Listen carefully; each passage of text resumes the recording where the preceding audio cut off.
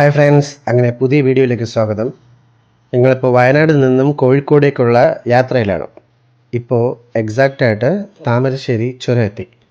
ഇപ്പോൾ ചുരം വഴിയാണ് കടന്നു പോയിക്കൊണ്ടിരിക്കുന്നത്. ഞങ്ങൾ വയനാട്ടിലേക്ക് കയറുന്ന സമയത്ത് ചുരത്തിൽ ഭയങ്കര മഞ്ഞുണ്ടായിരുന്നു. ഇപ്പോൾ തിരിച്ചിറങ്ങുന്ന സമയത്ത് നല്ല തെളിഞ്ഞ കാലാവസ്ഥയായിരുന്നു കേട്ടോ. ഈ കാണുന്ന സ്ഥലമാണ് ലക്കിടി വ്യൂ പോയിൻറ്റ്.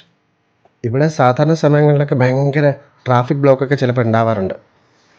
ഏതെങ്കിലും വണ്ടി സ്റ്റക്കാവുകയോ ബ്രേക്ക് ഡൗൺ ആവുകയൊക്കെ ചെയ്ത് കഴിഞ്ഞാൽ ഭയങ്കര ബ്ലോക്ക് ഉണ്ടാവും. പക്ഷേ ഇന്നെന്തോ ഭാഗ്യത്തിന് അങ്ങനെയൊന്നും ഉണ്ടായില്ല.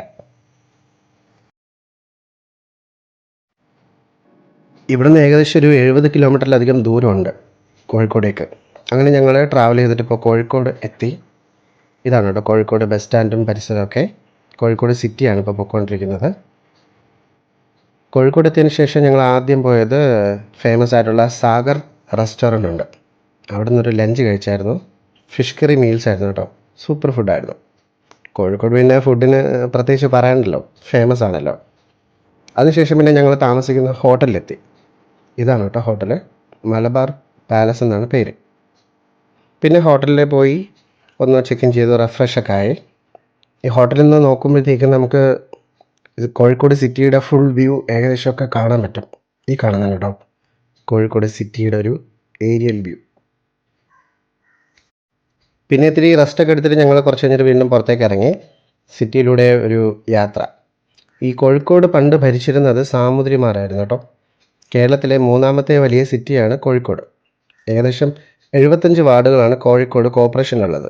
ഈ കാണുന്നത് 14ാം നൂറ്റാണ്ടിൽ പണിത മാനാഞ്ചിറ കുളമാണ്.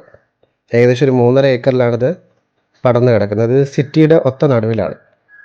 പിന്നെ അതിനുശേഷം ഇപ്പോൾ കോഴിക്കോട് ബീച്ചിൻ്റെ ലൊക്കേഷൻ എത്തി. ഈ കാണുന്നതാണ് കേട്ടോ ബീച്ച് റോഡ്.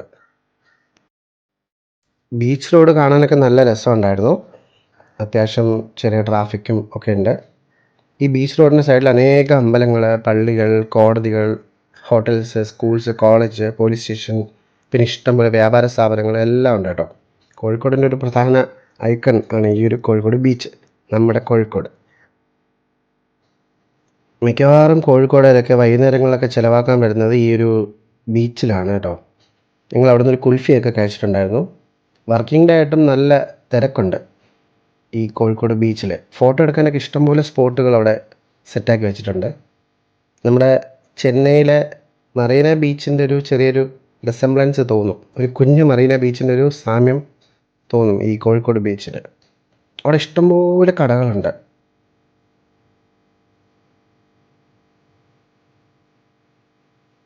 കോഴിക്കോട് ബീച്ചിൽ ഇഷ്ടംപോലെ കടകളുണ്ട് കേട്ടോ. കൊച്ചു കൊച്ചു കടകളൊക്കെ. അവിടെ ഉപ്പിലിട്ടതും ചുരണ്ടി ഐസും അങ്ങനെ ഇഷ്ടംപോലെ സാധനങ്ങളൊക്കെ എപ്പോഴും അവൈലബിൾ ആയിരിക്കും.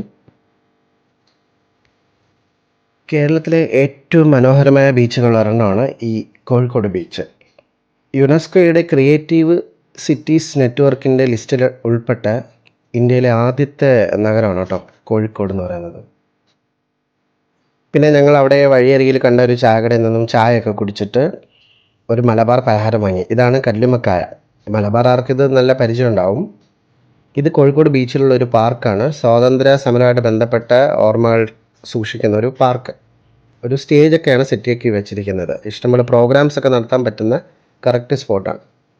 കോഴിക്കോട് എന്ന് പറയുന്നത് മലബാർ ഏരിയയുടെ ഒരു ക്യാപിറ്റൽ എന്ന് തന്നെ പറയാം. ഇതുപോലുള്ള കുറേ ലൈറ്റിങ് എല്ലാം സെറ്റാക്കി വെച്ചിട്ടുണ്ട് കോഴിക്കോട് ബീച്ചിൽ. പിന്നെ അവിടെ നിന്നപ്പോൾ സമയം പോയത് അറിഞ്ഞില്ല. പിന്നെ അതിനുശേഷം പിന്നെ ഞങ്ങൾ തിരിച്ച് റൂമിലേക്ക് വന്നു. ഇനി നാളെ ഇവിടുന്ന് തലശ്ശേരിയിലേക്കാണ് പോകുന്നത്. സോ കൂടുതൽ വിശേഷങ്ങളൊക്കെ അടുത്ത എപ്പിസോഡിൽ. Thank you.